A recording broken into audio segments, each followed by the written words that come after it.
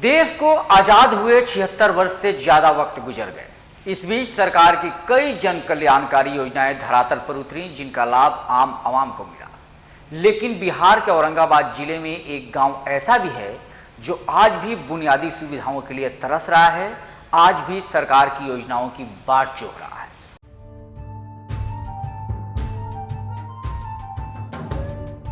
यह है मदनपुर प्रखंड की पिरवा पंचायत में गोपी बीघा गांव। चालो पहाड़ के नजदीक बसा यह गांव कभी नक्सलियों का गढ़ चालो जोन कहलाता था। 5 वर्ष पहले यह क्षेत्र नक्सलवाद से जूझ रहा था। आए दिन नक्सली घटनाएं घटती रहती थी, परंतु समय बदला तो गांव की फिजा बदलने लगी। अब नक्सलियों की आवाजाही कम हो गई है। नक्सलियों ने आना बंद किया तो ग्रामीण अपने गांव का विकास चाहते हैं, क्योंकि नक्सलवाद के कारण गांव का विकास रुका हुआ है। अब लोग चाहते हैं कि गांव की सड़क बने। पुआए गांव जाने वाली सड़क से 2 किलोमीटर गांव तक कच्ची सड़क का निर्माण हो। गांव में पीने के लिए शुद्ध पानी मिले। हर घर की दीवार और छत पक्का हो। गांव में मनरेगा का काम हो, ताकि गांव में ही लोगों को रोजगार मिल सके। हम लोग का देखिए रास्ता भी दिक्कत है, बरसात में तो पानी पीने के लिए भी दिक्कत है। 1-2 कल है वो भी खराब हो चुका है। हम लोग के पास पैसा है नहीं कि बना सकेंगे। स्कूल को दिक्कत है, स्कूल का दिक्कत है, लेकिन कहीं शिक्षित हो नहीं पा रहे हैं। ग्रामीण कहते हैं कि आजादी के 75 वर्ष बाद सुविधा के नाम पर सिर्फ बिजली मिली है। की परेशानी है, न रोड है, न कल है, दूर से एगो सीधा न लाइन तो है सर। गोपी बीघा गांव में महादलित परिवार के 25 घर के लोग रहते हैं, परंतु यहाँ पीने का शुद्ध पानी नहीं है। गांव तक जाने के लिए पगडंडी सड़क है। दिन के उजाले में लोग किसी तरह सफर करते हैं, लेकिन रात में इस सड़क से सफर करना खतरनाक है। गिरकर घायल होने का डर ग्रामीणों को सताते रहता है। 4 पहिया वाहन बड़ी मुश्किल से गांव तक जाती है। गांव के लोगों को शौचालय, आवास योजना सहित अन्य योजनाओं का लाभ नहीं मिल पाया है। बरसात के मौसम में लोगों का जीवन नारकीय हो जाता है।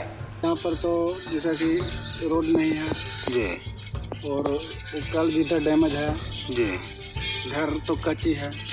तो आवास योजना का लाभ मिला है कि नहीं है? सर मिला है तो टंकी नहीं बैठा है, लाभ भी मिल रहा है, बहुत कम ही मिल रहा है। नल जल योजना का हाँ। इंदिरा आवास मिला है कि नहीं? इंदिरा आवास में नहीं मिला।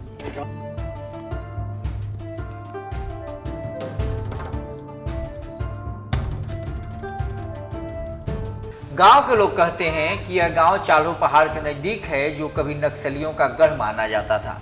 जैसे जैसे नक्सलियों से मुक्ति मिली, वैसे वैसे अधिकारियों ने ग्रामीणों से विकास की बात कही।